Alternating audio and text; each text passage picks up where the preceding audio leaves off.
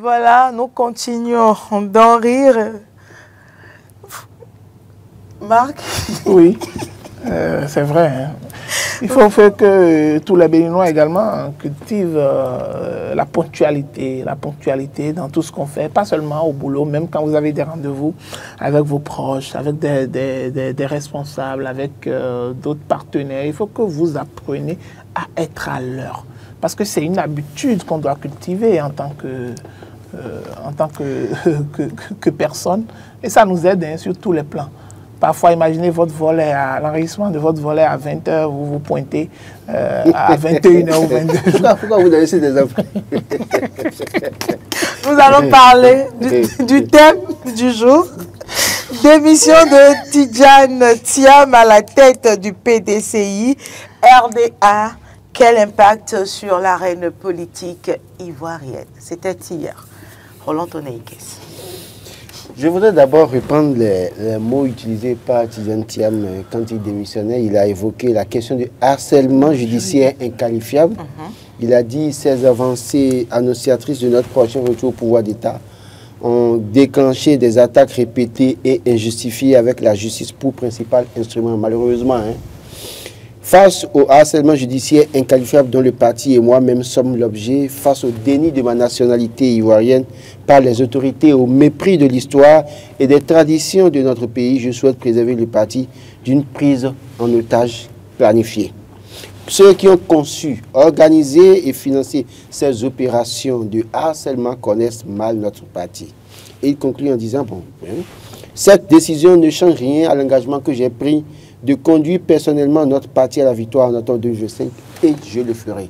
Déjà, cette promesse qu'il fait, hein, et je le ferai. Je crois que déjà, est-ce que ça va changer? Oui, il y aura un bouleversement de toute façon au niveau de son parti politique parce qu'aujourd'hui, c'est vrai que je voudrais même quand même rappeler qu'au sein même du PDCI RDA, il y a eu aussi des gens qui sont posés à lui, hein, qui n'ont pas été d'accord sur la manière dont il est devenu président du parti. Oui. Parce que moi, quand j'ai jeté un coup d'œil sur les statuts, le règlement intérieur du parti, il faut quand même être dans le bureau politique 10 ans, il faut faire certaines choses. Donc quand il est arrivé, des gens n'étaient pas trop d'accord avec lui. Mais la meilleure option, c'était alors ce qu'il est en train de faire là, c'est de démissionner, de permettre à ce que peut-être d'autres personnes soient choisies et qu'après il trouve un autre candidat pour avoir la victoire en 2025 là, en octobre prochain, comme il le dit. Et il revient maintenant au doyen des vice-présidents d'assurer l'intérim de la présidence du parti jusqu'à ce que notre président soit élu, jusqu'à ce que certainement ils réfléchissent pour trouver un autre candidat. Je crois que c'est une sagesse parce qu'on a pu voir, hein, vous savez, avant, sous les tropiques, quand quelqu'un a une difficulté à la tête d'un parti politique, en réalité, c'est si ce n'est pas moi, ce ne sera personne. Malheureusement, si ce n'est pas moi, ce ne sera personne. Et au point où on conduit toute la barque en tout cas au naufrage, malheureusement. Et le Sénégal a été l'exemple typique ces derniers jours, ces derniers mois, où Ousmane Sonko, en difficulté, n'a pas hésité un seul instant à s'éclipser pour permettre à Diomaye Faye d'être là et de faire de Diomaye Faye un président et de revenir maintenant dans l'essence suprême de décision au Sénégal. Donc, Tidjane Thiam qui a une expérience assez, comment vous appelez, une grande expérience au plan international, qui pourrait quand même apporter beaucoup de choses à la tête de son pays. Il se voit écarté, il se voit attaqué, il se voit qu'il y a des attaques de toutes parts, il y a une planification pour quand même nuire à sa personnalité ou à nuire à son parti. Il faut à un moment donné maintenant prendre cette responsabilité. Si c'est que c'est vous qu'il ne veut pas voir, vous montrez par élégance que alors ce n'est pas vous qui comptez, mais c'est le parti qui compte, c'est l'intérêt du peuple qui compte. Et je crois qu'aujourd'hui, ce qu'il fait doit peut-être inspirer et davantage les acteurs politiques sous notre pays pour dire à un moment donné, quand ce n'est pas vous, ça peut être quelqu'un autour de vous. Donc il vaut mieux ne pas forcer, parce qu'il ne servira à rien. Les gens ont les leviers en main. Ouattara et son équipe, la justice est dans leurs mains. Ils en font ce qu'ils veulent, en tout cas.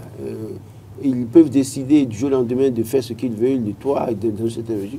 Et malheureusement, vous n'avez pas le pouvoir. Et la meilleure chose à faire, alors, c'est de vous éclipser. Et comme il a dit, il va travailler certainement aux côtés des autres leaders du parti. Il va travailler certainement aux côtés des autres, comment vous appelez, des autres formations qui ne se réclament pas de la mouvance de Ouattara aujourd'hui. Parce qu'il y a aussi ce débat. Je crois que quoi devons-nous s'attendre après cette démission? S'il y a de difficultés à avoir un candidat du PDCI RDA et qu'il n'y a pas de candidat, la meilleure option, c'est de se tourner vers d'autres candidatures. Hein. La meilleure option, parce que si vous n'avez pas de candidat, vous allez les élections pour faire quoi? Il vaut mieux alors voir comment faire une fusion, un ralliement ou comment vous appelez ça, une alliance avec d'autres fonctions politiques, parce que l'idéal commun, c'est de conquérir le pouvoir d'État et de le prendre des mains de Ouattara, qui est là et qui, malgré le poids de l'âge, continue de dire qu'il est en bonne forme et qui peut continuer à diriger la Côte d'Ivoire. Marc Angoudian. Oui, il faut dire que cette démission, je pense que même en suivant son discours, tel que Laurent l'a rappelé tout à l'heure, c'était compte tenu des contraintes judiciaires qu'il avait, de l'harcèlement judiciaire, s'il en parle ainsi, dont il fait l'objet. Et donc, pour certains analystes et pour téléspectateurs en ligne, bonjour. Bonjour, la vraie Carole. Bonjour, Monsieur Tozé. Exactement, le fait paysan vivant. On appelle Victor parfois. Bienvenue sur Matin d'Éden. Vraiment, la vraie Carole, c'est sérieux. J'aime entendre cette voix-là. Merci pour ces compliments. Allez-y pour le thème du jour. Je vous appelle depuis la commune d'Agara, précisément le quartier qui est dit Wadon. C'est l'arrondissement de Rondier. Bon, et le monsieur, vous savez, bon, c'est une gourmandise ainsi, non? Et on ne suit jamais deux lièvres à la fois. Maintenant, je ne sais pas de quelle nationalité il va devenir maintenant. Il n'est plus ivoirien, il n'est plus français. Non, il est toujours ivoirien. Ou bien oui, il est ivoirien. Il est ivoirien. Au moment où il déposait la candidature, il n'était pas encore ivoirien à proprement parler. Et c'est après l'annulation de la candidature que les gens ont dit, et maintenant, avec la décision, il devient ivoirien. Voilà. En fait, le problème, c'était de ne pas le voir candidat en réalité. Est-ce qu'actuellement, il a la nationalité ivoirienne? Oui, maintenant, il a tout à fait, monsieur Tozé. Sinon, la vraie Carole et les amis, moi, je l'envoie sur Gondwana ou bien à la Lune. Heureusement que vous m'avez expliqué. Hein? Donc, c'est qu'en suivant deux lièvres à la fois, c'est ce qui se passe. Il ne suivait pas quand même deux lièvres. Hein? Oui, il suivait deux lièvres à la fois. Maintenant, française, bon, à côté, maintenant, ivoirien, parce qu'il est né, il est d'origine ivoirienne. Là, je comprends maintenant. Sinon, je vois qu'il devait faire tous les deux nationalités et aller ailleurs, Carole. Merci à vous, monsieur Tozé. Bonne journée. L'erreur de Tidjane Thiam, c'est qu'avant d'être candidat, il n'a pas pris soin de régler son problème de nationalité. Sinon, qu'en réalité, ceux qui sont en train de lui retirer la nationalité pour dire qu'il n'est pas ivoirien, au point d'annuler sa candidature, ils savent que même ils ont la nationalité française ou la nationalité, je ne sais quoi, dont nous parlons. En réalité, il a fallu, en fait, c'était une erreur de leur part, du côté du PDC, de n'avoir pas pris toutes les dispositions. Et en fait, en réalité, ils se disaient que ça ne pourrait jamais arriver ce débat. Voilà. Et ça leur a échappé, certainement, et les autres ont surfé sur ça juste. Et du moment, moi, je me dis que par rapport à tout ce que les gens sont en train de prévoir, c'est qu'il y aura un congrès extraordinaire qui sera organisé dès demain. Oui. Dès demain. Et ce qui est en train d'être planifié, c'est qu'il revienne encore à la tête du parti. Oui, parce que, puisque quand il n'avait pas encore cette nationalité ivoirienne, avant de pouvoir lancer les procédures, ce qui fait qu'on l'avait rendu illégitime.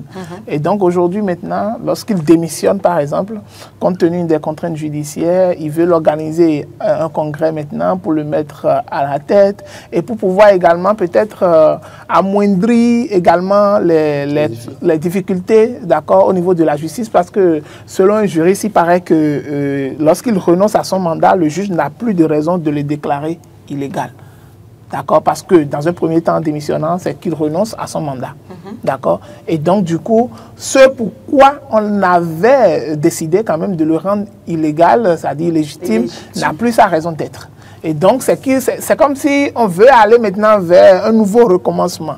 recommencement du fait qu'il est déjà acquis maintenant la nationalité aujourd'hui, maintenant, avant de pouvoir maintenant dire, alors qu'on l'a déjà exclu normalement de la liste électorale. Et donc, je pense qu'il y aura, je ne sais pas, je pense que la politique telle que menée par le parti aujourd'hui, je pense qu'ils ont, en lançant ce congrès, ils ont dit que tout le monde pouvait participer, tous ceux qui veulent être candidats. Alors qu'il ne faut pas oublier un aspect, même au sein du parti même, il y a cette guerre de leadership où tout le monde, tous les acteurs au niveau du parti n'ont pas coopté, d'accord, Thiam au niveau de la présidence. Et donc, ça a été forcé un peu de force une dame, par moment. La semaine dernière qui parlait, qui dénonçait la manière dont il est arrivé à la tête du parti. À la tête du parti, n'était pas d'accord. Parce qu'elle aussi, elle avait des ambitions de diriger le parti. Malheureusement, elle n'a pas eu la chance. Et donc, on sait très bien comment ça se passe dans nos formations. C'est comme on en a assisté ici au Bénin, où par la force des choses, certains candidats ont été imposés.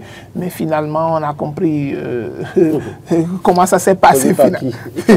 On a vu comment ça s'est passé finalement, où il y avait même eu des chansons qui étaient scandées à l'époque pour pouvoir dire que tel était dans mon cœur et ainsi de suite. Et donc, je pense qu'aujourd'hui, au niveau du parti, il va falloir trouver la bonne issue et également permettre au niveau de l'ensemble de la classe politique ivoirienne faire apaiser le climat. Parce qu'aujourd'hui, le climat politique aujourd'hui est très tendu en Côte d'Ivoire. Le climat politique est très tendu parce qu'à travers ces blocages au niveau des tests, au niveau des lois qui ont empêché plusieurs opposants, autres opposants, il n'y a pas que seulement Thiam, il y a plusieurs autres opposants également qui ont été empêchés par exemple de pouvoir participer aux élections. Et donc ça a déjà crispé un peu la situation politique dans le pays avec le cas de Thiam aujourd'hui où il est perçu comme la seule alternative pour pouvoir quand même contrer soit Ouattara ou bien soit le candidat de Ouattara. Et donc aujourd'hui, le voilà également être en difficulté avec la justice. Et on dit déjà même que, quelle qu'en soit l'issue que le parti essaiera de trouver, qu'ils n'auront jamais gain de cause parce que le pouvoir est dans la main du chef de l'État, qui a également en sa main cette justice également, qui lui est très favorable, et donc qui n'auront pas gain de cause. Alors qu'ils n'arrivent pas à avoir gain de cause, ça fragilise également le climat politique et on ne sait pas à quoi s'attendre pour les prochaines élections en Côte d'Ivoire. Justement. Quel est l'avenir pour Tidjane Thiam après sa démission? Oui, c'est ça que je l'ai dit. Je le disais tout le temps. C'est une manœuvre politique. Une manœuvre politique. C'est fort probable qu'il revienne encore. Ne soyez pas étonnés encore qu'il revienne également en tant que du moment où ils auront fait un congrès extraordinaire. Est-ce que c'est l'idéal? Bon, est-ce que ça assure la victoire à ce parti politique? Le problème, c'est qu'il revienne encore à la... Non, vous avez vu déjà, il y a déjà certains acteurs clés de l'opposition qui ont été déjà empêchés. D'accord? Et la plupart d'entre eux le voyaient comme la seule alternative pour pouvoir mieux rivaliser, d'accord, contre le candidat de la mouvance. Et donc, ça fait qu'aujourd'hui, le choix, même s'il s'effaçait aujourd'hui, quel est le choix que l'opposition aura? Quelle est cette personnalité qui pourra incarner, d'accord, la vraie valeur et qui pourra défendre les idéaux, d'accord, de ces partis de l'opposition pour pouvoir aller? Ça, c'est la vraie interrogation. Parce que je peux dire, ou bien je peux même souhaiter que ce ne soit pas seulement la personne de Thiam, mais en dehors de lui, qui est-ce qu'on a en face? Qui est-ce qui a... C'est tel que tout à l'heure, quand on faisait l'analyse au niveau des probables dauphins du chef de l'État, par exemple, il y en a qui ne font pas le poids. Il y en a qui ne peuvent pas aller déjà essayer de convaincre, qui n'ont pas un passé assez reluisant, qui puisse leur permettre, par exemple, de monter sur la scène politique aujourd'hui et de convaincre les citoyens ivoiriens. Et donc, il faut pouvoir trouver une alternative crédible. Et tant qu'on ne trouvera pas la personnalité qui puisse réellement représenter la classe de l'opposition, d'accord, pour les élections prochaines, ce serait difficile alors de pouvoir dire qu'on ne va pas choisir Thiam au lieu de quelqu'un d'autre. Est-ce qu'il y a quelqu'un d'autre aujourd'hui? Je crois que j'ai lu une partie qui disait cette décision de démission en fait ne change rien à l'engagement que j'ai pris de conduire personnellement notre parti à la victoire en octobre 2025 et je le ferai. Vous savez, dans le cas de... Pensez-vous que le peuple ivoirien est aujourd'hui avec Thiam? ou le parti? Je n'ai pas d'éléments de sondage pour savoir si le peuple est avec lui ou pas.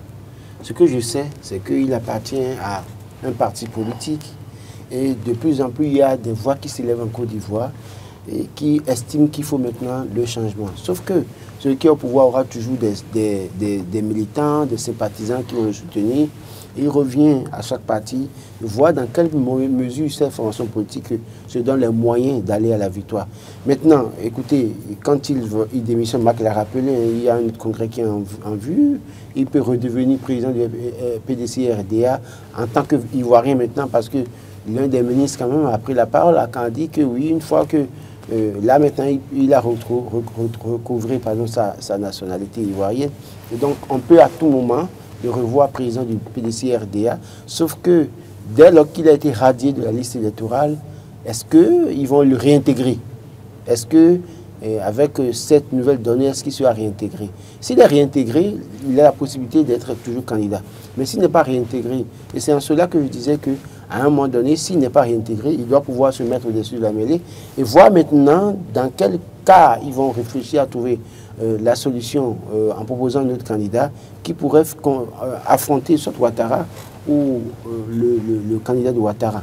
Sauf qu'avec Ouattara, ce n'est pas encore gagné d'avance, il a les leviers en main. Le Tidjane Thiam, en réalité, ce qui était bien dans sa candidature, c'est quelqu'un de grand réseau en Europe. D'accord?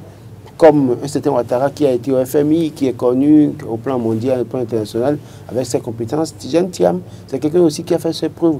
N'oubliez pas qu'il a été quand même patron de la Banque Suisse. Donc, il y a aussi des réseaux.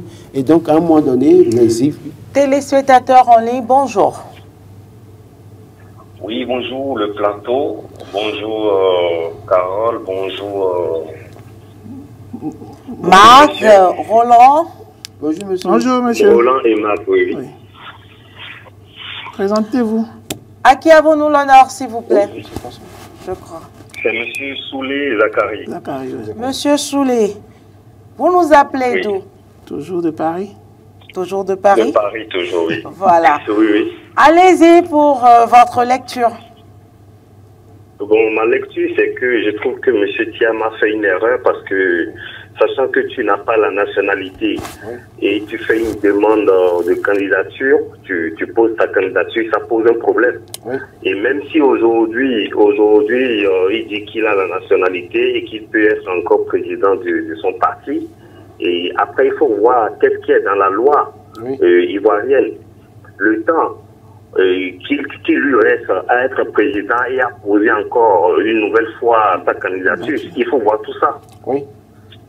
Oui, moi je pense que c'est un peu compliqué pour lui.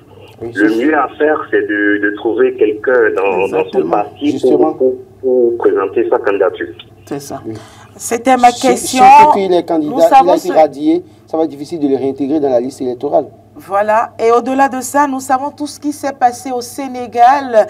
Est-ce que c'est probable que les Ivoiriens vivent la même réalité? C'est possible. C'est possible. C'est vrai. Ils peuvent s'inspirer du cas sénégalais, par exemple, où il restera en arrière-plan pour pouvoir quand même proposer un autre candidat qui puisse représenter le parti. Et il va travailler avec ce candidat en restant derrière pour pouvoir mieux... Son engagement, il C'est ce qu'il faut faire. C'est l'idéal, normalement. Si le peuple est avec lui, peu importe la personne qui va présenter, je pense qu'il peut le remporter. Merci à beaucoup, vous. M. Très Zachary. belle journée à vous, Monsieur Zachary. Merci, bonne journée à vous aussi et au revoir. Au revoir. Surtout que, comme je l'ai dit, c'est un homme de grand réseau au plan mondial. Hein, donc, il aura certainement du soutien au plan mondial, au plan international, notamment dans les pays d'Europe où il a fortement travaillé. Plus que Ouattara? Non, c'est-à-dire, en tout cas, aujourd'hui, vous savez, les grandes puissances, les pays occidentaux, ont un problème le plus souvent. C'est-à-dire que dès lors qu'ils voient la tendance du peuple, ils vont dans la direction du peuple, ils viennent poser leurs valises, ils sont là à aider celui qui a l'adhésion du peuple en réalité. Mais donc, pour le moment, est-ce qu'on peut dire aujourd'hui qu'ils ont totalement... Non, pas exactement ça. Si ce n'est pas cette situation qui leur donne si vous suivez un peu la discussion des Ivoiriens, j'ai dit tout à l'heure qu'il y a un désir de changement à la tête de l'État ivoirien. Oui. Sauf que Ouattara continue d'avoir des sympathisants. Mais il y a un désir des Ivoiriens de voir Ouattara enfin partir, même s'il a fait un dernier point qui, selon lui, vaut un autre mandat. C'est qu'il y a une volonté des Ivoiriens de voir une autre personne maintenant à la tête du pays. Et ça, déjà, les puissances qui, en réalité, soutiennent l'un, à un moment donné, sont capables de le lâcher et de se retrouver du côté du choix du peuple, en fait, de suivre la direction du vent pour dire, bon, voilà, et après, ils vous lâchent. Donc, c'est un peu ça, quoi. Voilà, nous allons essayer de retrouver les avis ou commentaires des amis internautes. J'ai du mal à retrouver les commentaires des amis internautes qui se sont également prononcés sur le sujet. Je pense que de toutes les façons, voilà. C'est bon? Il y a Louchi Maupassant qui dit « Ils vont refaire leur assemblée et il sera élu maintenant président du PDCI avec la nationalité ivoirienne. L'autre candidature étant français. L'autre candidature étant français. Succès brillant d'Omago dit « La politique est un métier sans dignité. La politique ivoirienne est une bombe à retardement. » Oui, le drame, c'est que Ouattara et son équipe doivent pouvoir se rendre compte que la Côte d'Ivoire ne mérite pas de vivre ce que ce pays a connu en 2010. Il va falloir travailler à faire en sorte que si Ouattara doit partir, qu'il parte en paix, qu'il laisse le pays en paix, même s'il est venu au thème d'un conflit, je dirais d'une guerre civile ou guerre entre frères ivoiriens, il faut qu'il travaille à partir en paix pour que les Ivoiriens soient fiers de l'héritage qu'il a laissé. Ce qu'il a réalisé à la tête de la Côte d'Ivoire, c'est assez impressionnant, il faut quand même le reconnaître. Hein. Mais malheureusement, les grands dirigeants parfois sautent par la petite fenêtre, sautent par la fenêtre, parce qu'ils n'arrivent pas à prendre les meilleures décisions qui les arrangent, qui leur permettent d'être célébrés après. Donc il peut faire tout ça et sortir par la fenêtre, ou par la petite porte si vous voulez, et ne pas être célébré et être décrié. Donc il lui revient de revoir, avec son âge, j'ai dit tout à l'heure, le poids de l'âge, avec l'expérience qu'il a. Justement, avec prioriser la paix dans le pays. Avec l'expérience, c'est qu'il doit pouvoir se dire, quel pays je veux laisser pour mes petits-enfants en Côte d'Ivoire, mes petits-enfants, est-ce que c'est pas mieux de partir de cette... Puisque au-delà de tout, hein, il y a toujours un maître des temps qui finit par vous dire, stop. Marc, pour finir. Non, pour finir, je pense qu'avec la situation actuelle de la Côte d'Ivoire, il serait de bon temps que tous les acteurs au niveau de la classe politique puissent s'entendre pour qu'on ne puisse pas revenir dans une crise qui ne dira pas son nom. Il ne faut pas qu'on revienne encore dans le passé. Nous n'avons plus le temps pour prendre des appels. Merci à tous ceux qui essaient de nous contacter et d'opiner sur la thématique du jour. Mais le temps ne nous le permet plus. C'est la fin de cette émission. Merci aux amis téléspectateurs, auditeurs de la 102.3 et également aux amis internautes qui suivent beaucoup cette émission et qui l'apprécient énormément. Très belle journée à chacun et à tous.